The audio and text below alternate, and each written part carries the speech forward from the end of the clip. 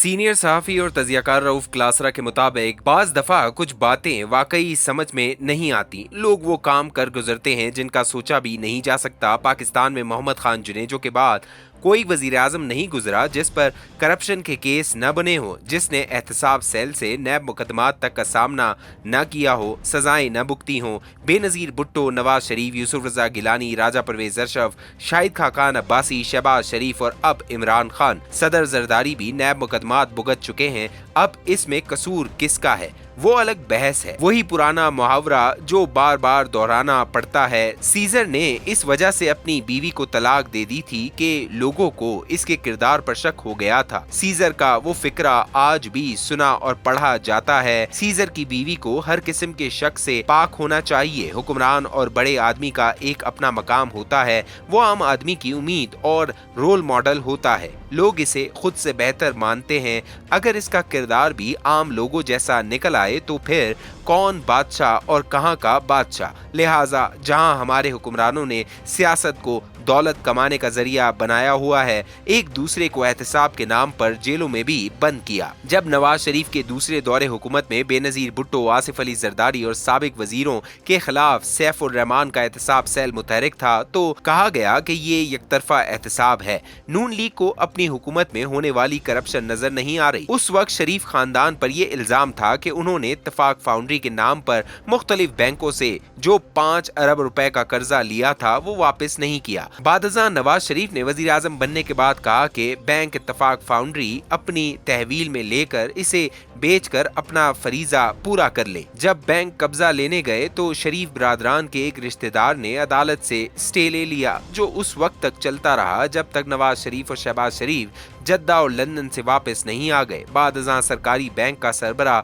अपना एक करीबी शख्स लगवा कर ये कर्जा सेटल कर लिया गया। इस दौरान इत्तफाक फाउंड्री की जमीन की कीमत कई गुना बढ़ चुकी थी। बैंकों से वापस लेने के बाद इत्तफाक फाउंड्री की जमीन की इंडस्ट्रियल हैसियत को उस वक्त रिहायशी दर्जा दे दिया गया। जब शहबाज शरीफ वजीर आला पंजाब थे, बादशाह 2-3 बड़े प्रॉपर्टी टाइकून से इस जमीन की मुंह मांगी कीमत लेकर अरबों रुपया कमाया। खैर, बात हो रही थी यकतरफा एहतसाब की। शोर बढ़ा कि नवाज शरीफ हुकूमत दूसरों का एहतसाब तो कर रही है, अपना नहीं। इस पर अंग्रेजी अखबार के कॉलम निगार अरिशदर कावसजी ने लिखा था कि मियां नवाज शरीफ को बेनज़ीर भुट्टो और आसिफ अली जरदारी को यकतरफा एहतसाब करने दें। कोई और हुक्मरान आएगा तो वो नवाज शरीफ का यकतरफा एहतसाब करेगा और यूं दोनों का एहतसाब हो जाएगा। अरिशदर कावसजी का कहना था कि पाकिस्तान में हुक्मरान के वजीर आजम हाउस से रवाना होने के बाद ही इसका एहतसाब हो सकता है। वजीर आजम और इनकी काबीना कुछ भी करते रहे,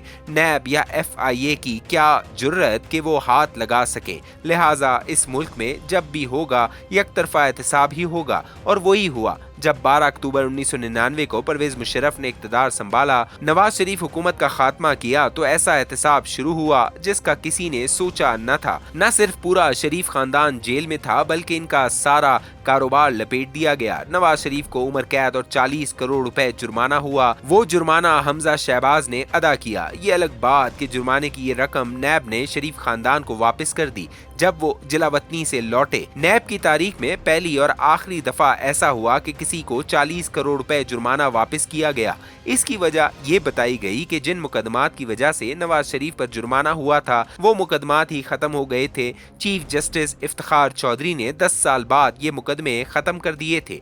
सब सजाएं रिवर्स कर दी गईं। इस पर शरीफ खानदान ने रावलपिंडी अदालत में पटिशन दायर की कि जब मुकदमात खत्म हो गए तो जुर्माने भी खत्म और वापस कराए जाएं। नवाज शरीफ इस मामले में हमेशा लकी रहे हैं। जहां इन्हें बार बार जेल जाना पड़ा, सजा काटनी पड़ी, वहीं कुछ अरसे बाद नैब इनके खिलाफ मुकदमे खत्म करके इन्हें क्लीन चिट देता रहा। जैसे अभी पिछले साल लंदन से वापसी पर हुआ, नैब ने सब मुकदमात में नवाज शरीफ को इन्हीं अफसरान के जरिए क्लीन चिट दिलवाई जिन्होंने 2018 में इन्हें सजाएं दिलवाई थी।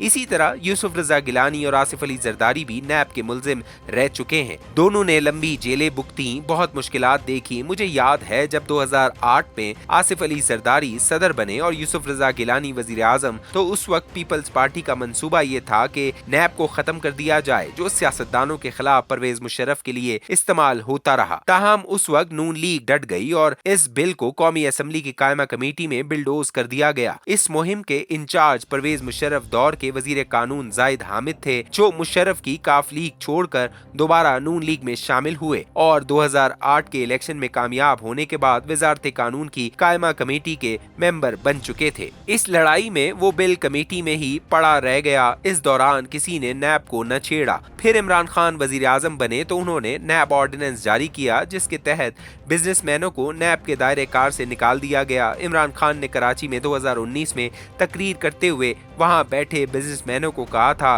कि अब नैब इन्हें टच नहीं कर सकेगा। अब जरा इस दिलचस्प सूरत हाल पर गौर करें कि वो इमरान खान जिन्होंने वजीर आजम बनकर नैब की पावर्स खत्म की ताकि वो बिजनेसमैनों को हाथ न लगा सके, क्योंकि इससे मुल्क की तरक्की मुतासिर होती है, वही अब सुप्रीम कोर्ट में मुकदमा लड़ रहे हैं कि नैब कवानीन में जो तरमीम शहबाज शरीफ की हुकूमत ने 2023 में की थी, अदालत इन तरमीम को मंसूख कर दे। यही इमरान खान जब वजीर आजम थे तो बिजनेसमैनों को खुशखबरी सुना रहे थे कि अब नैब इन्हें टच नहीं कर सकेगा। कुछ लोग कहते हैं कि बिजनेसमैन और पब्लिक ऑफिस होल्डर्स में बड़ा फर्क है। हरगिज नहीं। बिजनेसमैन और सियासी लोग ब्यूरोक्रेसी के साथ मिलकर कॉन्ट्रैक्ट और दीगर मुआहिदों में इकट्ठे वारदात करते हैं।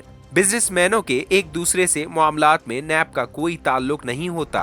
नैब इस वक्त इस मामले में कूदता है जब बिजनेसमैन, ब्यूरोक्रेसी और सियासी हुक्मरान मिलकर वारदात डालते हैं। जब बिजनेसमैन को नैब ने छुट्टी दे दी तो फिर ब्यूरोक्रेसी और हुक्मरान को भी क्लीन चिट मिल गई। दूसरी तरफ आप देखें कि वही सदर आसिफ अली जरदारी, वजीर आजम शहबाज शरीफ और चेयरमैन सेनेट यूसुफ रजा गिलानी नैब को मजीद इख्तियारात देने के लिए ऑर्डिनेंस निकाल रहे हैं, जो हर वक्त नैब के हाथों सजाए भुगतने पर मजलूमियत का रोना रोते थे। अब खुद जब पावर में है तो ऑर्डिनेंस के जरिए नैब के जिस्मानी रिमांड के दिन बढ़ा दिए हैं ताकि इमरान खान का एहतसाब हो सके। वही बात कि इस मुल्क में एहतसाब एक तरफा ही होगा। बारी सबकी आएगी और बारी आती भी एक दूसरे के हाथों ही है। इमरान खान ने शरीफ बरादरान और आसिफ अली जरदारी को जेल में डाला।